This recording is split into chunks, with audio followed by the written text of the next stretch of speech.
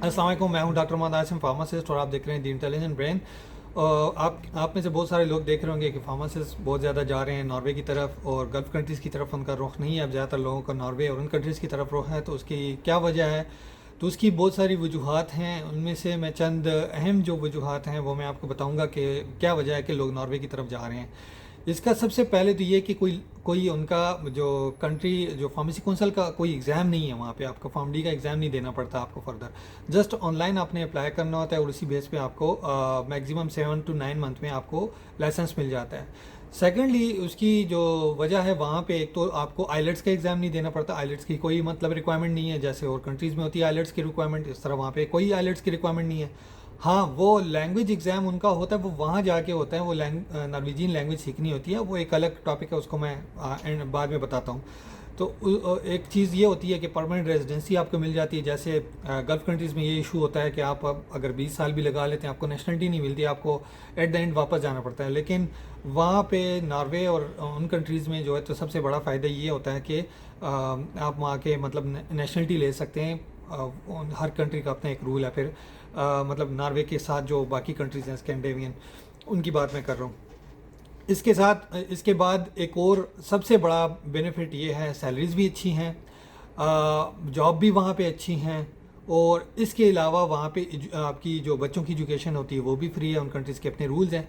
And इसके अलावा एक और चीज़ भी है जो आपका मतलब ये कि इलाज वगैरह जो होता है मेडिकल आपका, वो भी फ्री होता है, डिपेंड करता है। और इसके अलावा एक जो सबसे प्लस पॉइंट होता है वो ये है कि अगर आप नॉर्वे का लाइसेंस ले लेते हैं तो आप 4 कंट्रीज़ में एलिजिबल हो जाते हैं, जिसमें फ़िनलैंड आता है, जिसमें डेनमार्क है, और एक और कंट्री है जो मतलब टोटल 4 कंट्रीज़ हैं, जिसमें आप एक कंट्री का भी लाइसेंस ले लेते हैं तो आप एलिजिबल हो जाते हैं बाकी कंट्रीज़ में जॉब के लिए।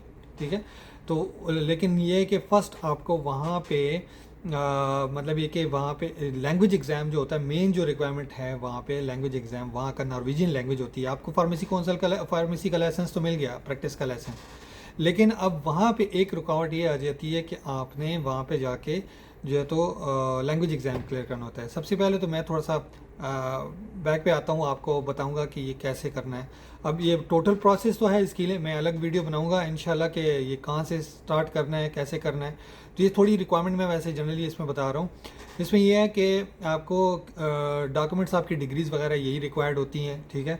आपका एक्सपीरियंस कोई रिक्वायरमेंट नहीं है एक्सपीरियंस की, सिर्फ और सिर्फ आपका 1 ईयर इंटर्नशिप वहाँ पे होना लाजमी है। मतलब फॉर एग्जांपल आपने पाकिस्तान से डिग्री की है तो आपका एक्सपीरियंस पाकिस्तान का नहीं रिक्वायर्ड, लेकिन इंटर्नशिप रिक्वायर्ड है, जैसी यूजुअली रिक्वायरमेंट होती है बाकी कंट्रीज़ की भी। तो ये इंटर्नशिप आपकी रिक्वायर्ड है, एक्सपीरियंस नहीं चाहिए उनको। हाँ, अगर एक्सपीरियंस है तो आपके पास प्लस पॉइंट हो जाता है। बाकी आते हैं, आप ऑनलाइन अगर अप्लाई करते हैं तो अगर इंटर्नशिप फॉर एग्जांपल आपकी नहीं है तो 1 ईयर एक्सपीरियंस शो कर दें, वही आपका मतलब उसमें काउंट हो जाएगा। अगर आप अप्लाई करते हैं तो आपको मैक्सिमम 7 to 9 मंथ आपको मतलब रिप्लाई मिल जाता है। और ऐसे लोग भी हैं जिनको 3 to 4 मंथ में भी रिप्लाई मिल गया, मतलब ये कि उनको लाइसेंस मिल गया, जो फार्मेसी प्रैक्टिस का लाइसेंस होता है वो मिल गया। उसके बाद फिर आप जब वो लाइसेंस हो जाता है, वो 2 साल के लिए एलिजिबल होता है। उसके बाद फिर आप वीज़ा के लिए अप्लाई करते हैं। ठीक है। जब आपका वो लाइसेंस आ जाता है आप वीज़ा के लिए अप्लाई करते हैं। और फिर वीज़ा प्रोसेस जो होता है वो 6 मंथ तकरीबन ले लेते हैं ऑलमोस्ट। एक बाद लोगों का साल भी ले लेते हैं, लेकिन साल से कम ही हो जाता है इंशाल्लाह, साल में हो जाता है वैसे। और तकरीबन आप टोटल ये समझें कि अगर आपका लक अच्छा है तो साल के अंदर अंदर आपका प्रोसेस और वीज़ा सब कुछ होके आप जा सकते हैं। लेकिन एक और चीज़ है जिसमें आपको बैंक स्टेटमेंट की रिक्वायरमेंट होती है। लाइक वीज़ा के लिए आपको बैंक स्टेटमेंट की रिक्वायरमेंट होती है।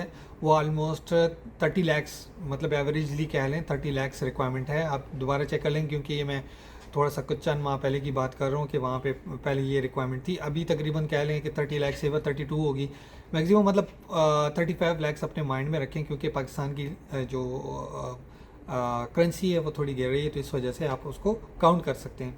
तो 35 लाख की आपके पास अगर बैंक इन्वेस्टमेंट होती है, बैंक स्टेटमेंट सॉरी, अगर वो आप बनवा सकते हैं या वो है तो वो आप मतलब एक नॉर्वे का वीज़ा आपको इजीली मिल जाएगा।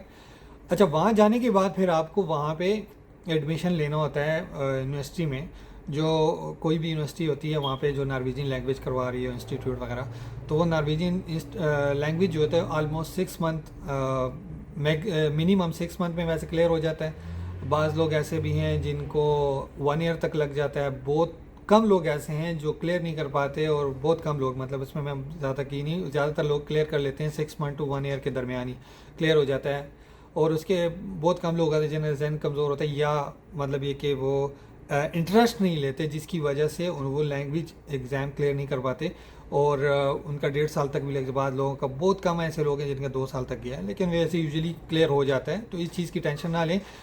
सबसे बेस्ट तरीका उसका ये है कि अगर जब आप अप्लाई करते हैं ना लाइसेंस के लिए, तो तब से आप मतलब है कि नॉर्वेजियन लैंग्वेज को लर्न करना शुरू कर दें। यूट्यूब पे वीडियोस होती हैं, आप ऑनलाइन उसको लर्न कर सकते हैं, आपके लिए बहुत इजी होगा। तो फॉर एग्जांपल आप अगर वहाँ जाते हैं तो वहाँ पे आपको बहुत आसानी होगी। एक तो आपको लैंग्वेज सीखने में आसानी की, दूसरी प्लस पॉइंट आपके पास ये होगा कि जॉब के लिए आपके थोड़ी बहुत आपको बेनिफिट मिल जाएगा। अब बेनिफिट उसमें क्या है मैं वो बताता हूँ आपको। जब आप यूनिवर्सिटी में लैंग्वेज एग्ज़ाम के लिए, लैंग्वेज मतलब सीखने के लिए आप वहाँ पे एडमिशन लेते हैं, तो उसके साथ साथ आप जॉब भी कर सकते हैं। तो जॉब के लिए आपको जो वीज़ा इशू होता है वो 2 ईयर्स का वैसे होता है, तो उस दौरान वैसे वो एक्सटेंडेबल होता है बहरहाल। उसमें फिर आपको ये होता है कि लैंग्वेज एग्ज़ाम के दौरान, मतलब ये कि लैंग्वेज एजुकेशन के दौरान आप मतलब जॉब कर सकते हैं, और उसका वेज सिस्टम होता है उन कंट्रीज़ का, आपको पता ही है कि वहाँ पे आपकी प्रोटेक्शन होती है वेज की। तो मिनिमम वेज होता है उनका, वो भी अच्छी होती है, आपका अच्छा गुजर बसर हो जाता है।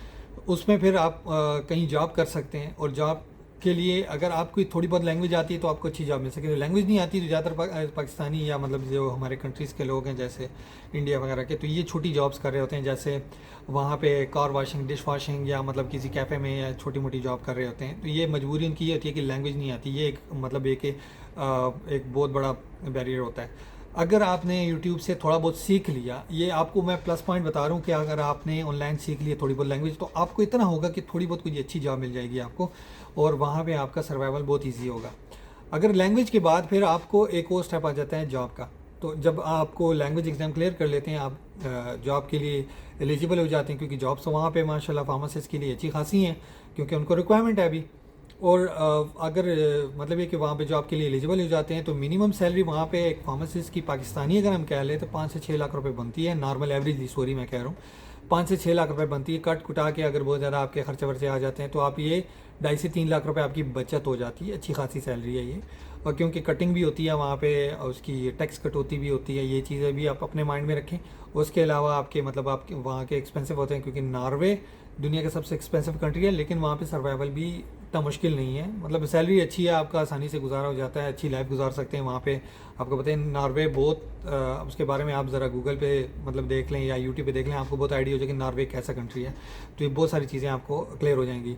अच्छा, उसके बाद फिर वहाँ पे जो मेडिकल वगैरह ये तो आपको वैसे ही मतलब एक फ्री हो जाएगा आपका, और एजुकेशन वगैरह, तो ये चीज़ें जो उसमें मेन बेनिफिट होता है। फिर उसमें एलिजिबिलिटी जो आपकी आ जाती है, जो डेनमार्क है, फिनलैंड है, और एक और कंट्री है मेरे जहन में अभी नहीं आ रहा, 4 कंट्रीज़ हैं टोटल नॉर्वे के अलावा। नॉर्वे, फिनलैंड और डेनमार्क, इसके अलावा एक और कंट्री है जिसमें आप एलिजिबल हो जाते हैं जॉब के लिए एज ए फार्मासिस्ट। तो ये आपके लिए एक प्लस पॉइंट हो जाता है कि जब आप वहाँ पे रजिस्टर हो जाते हैं properly as a pharmacist, working करने लग जाते हैं, फिर आप वहाँ से मतलब किसी और कंट्री शिफ्ट होना चाहते हैं तो हो सकते हैं।